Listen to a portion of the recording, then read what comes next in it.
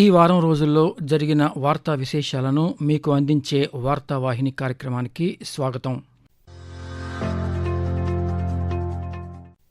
ఢిల్లీలో కర్మయోగా ఫర్ సాధికార భారత్ అనే దేశవ్యాప్త ప్రచారాన్ని రాష్ట్రపతి ద్రౌపది ముర్ము శుక్రవారం ప్రారంభించారు. ఈ సందర్భంగా రాష్ట్రపతి మాట్లాడుతూ, అభివృద్ధి చెందిన దేశాన్ని నిర్మించాలంటే రాజకీయ స్థిరత్వం, బలమైన ఆర్థిక వ్యవస్థ మాత్రమే కాకుండా ఆరోగ్యకరమైన, విద్యావంతులైన, బాధ్యతాయుతమైన పౌరులు కూడా అవసరమని అన్నారు. ప్రజల భాగస్వామ్యం లేకుండా ఏ జాతీయ లక్ష్యాన్నైనా సాధించడం కష్టమని పేర్కొన్నారు. సమగ్ర అభివృద్ధి కోసం పురోగతి, నైతికత, ఆధ్యాత్మికతతో అనుసంధానమవ్వాలన్నారు. ఆర్థిక వృద్ధి, సాంకేతిక పురోగతి, సామర్థ్యం, పోటీతత్వాన్ని ప్రోత్సహిస్తుందని, ఇవి సమృద్ధ దేశానికి పునాది వేస్తాయని రాష్ట్రపతి పేర్కొంటూ, देशवासियों की सक्रिय भागीदारी के बिना किसी भी राष्ट्रीय लक्ष्य को प्राप्त कठिन है। किसी भी देश के संतुलित और समग्र विकास के लिए भौतिक प्रगति में नैतिकता और आध्यात्मिकता के समायोजन अत्यंत आवश्यक है। आर्थिक प्रगति से समृद्धि बढ़ती है तथा तकनीकी प्रगति, नवाचार, दक्षता और प्रतिस्पर्धा को बढ़ावा देती है। ये एक समृद्ध राष्ट्र की नींव रखते हैं. ప్రధానమంత్రి కార్యాలయ కొత్త భవనం సేవా తీర్థ్ను ప్రధానమంత్రి నరేంద్ర మోదీ శుక్రవారం ఢిల్లీలో ప్రారంభించారు. సేవా తీర్థ్తో పాటు పలు కీలక మంత్రిత్వ శాఖలున్న కర్తవ్య భవన్ 1-2లను కూడా ప్రధానమంత్రి ప్రారంభించారు. సేవా తీర్థానికి మారిన తర్వాత తీసుకున్న తొలి నిర్ణయాలలో భాగంగా రహదారి ప్రమాద బాధితులకు తక్షణ వైద్య సాయం అందించేందుకు ప్రధానమంత్రి road accident hospitalization and trauma PM Rahat పథకాన్ని ఆమోదించారు. లఖ్పతి దీదీల లక్ష్యాన్ని 6 కోట్ల రూపాయలకు రెట్టింపు చేశారు. వ్యవసాయ మౌలిక సదుపాయాల నిధిని 2 లక్షల కోట్ల రూపాయలకు రెట్టింపు చేశారు.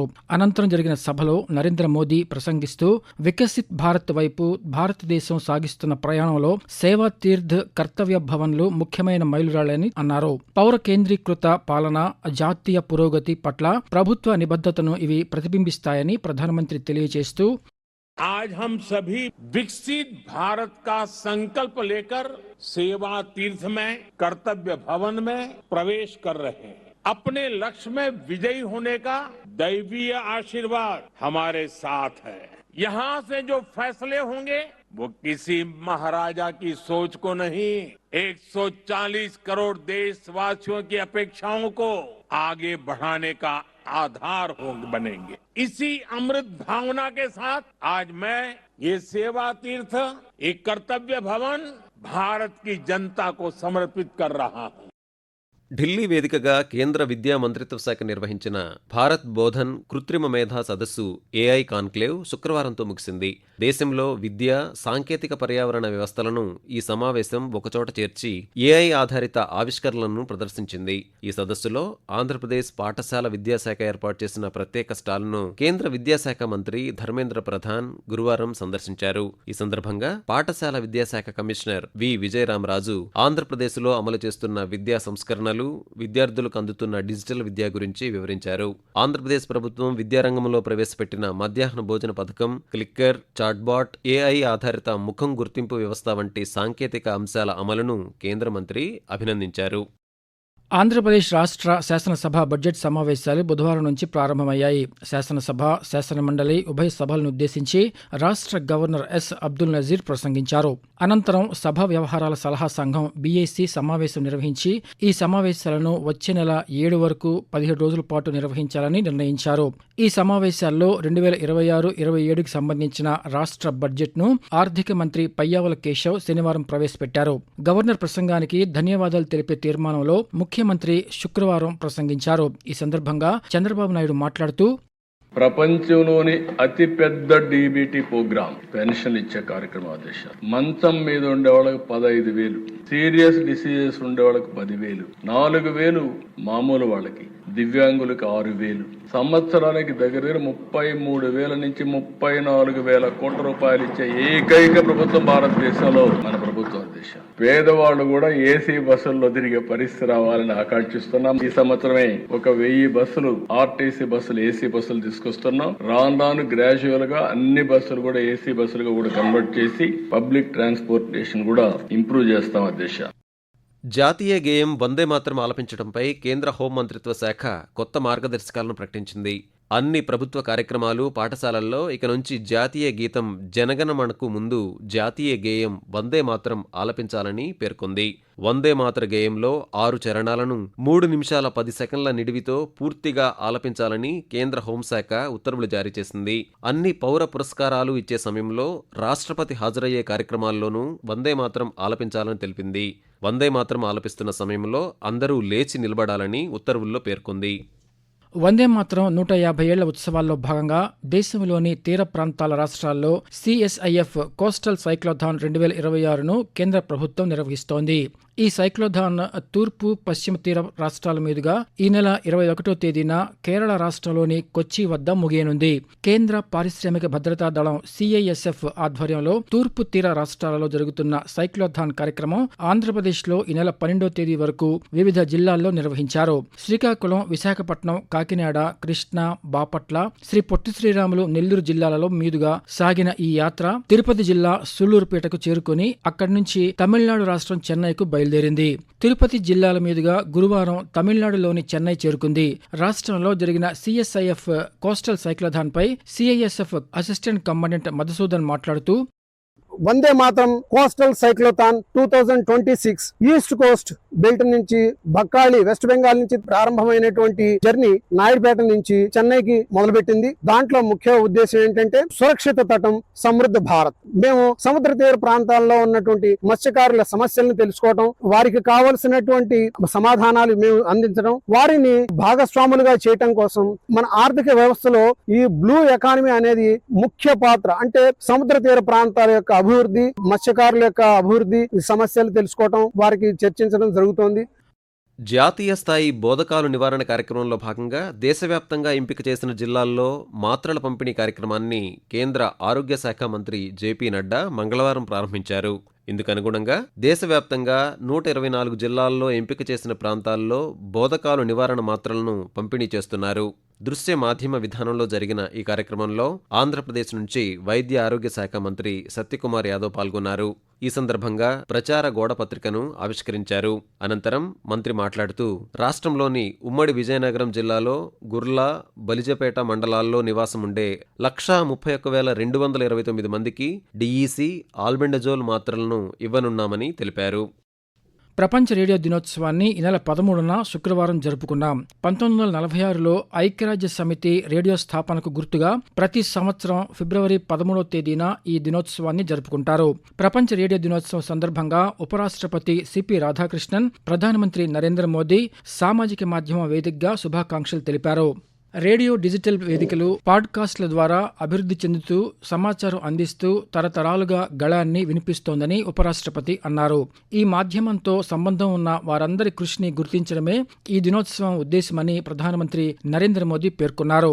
మారుమూల గ్రామాలలో, రద్దీగా ఉండే నగరాల్లో ప్రజలకు విశ్వసనీయ స్వరంగా రేడియో మాధ్యమంగా పనిచేస్తోందని తెలిపారు. సామాన్య ప్రజలకు సమాచారాన్ని అందించడంలో రేడియో కీలక పాత్ర పోషిస్తుందని సమాచార ప్రసార శాఖ సహాయ మంత్రి ఎల్ మురుగన్ పేర్కొంటూ, Radio plays a crucial role in for the citizens. Radio taking news to the cultural programs to the common public. So the entire country, the radio covered almost 70% of the coverage of the radios. The Akashvani played to a medium to connect to the citizen with the government. The radio has a special place. So we are all celebrating the Radio Day.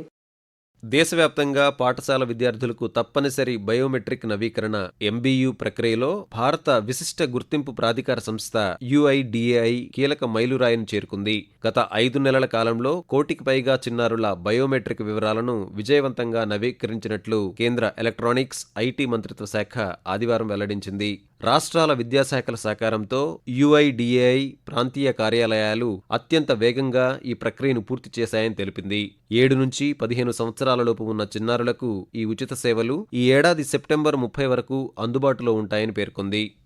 Parliament budget సమావేశాల్లో గురువారం పారిశ్రామిక సంబంధాల code సవరణ bill 2026కు Lok Sabha ఆమోదం తెలిపింది.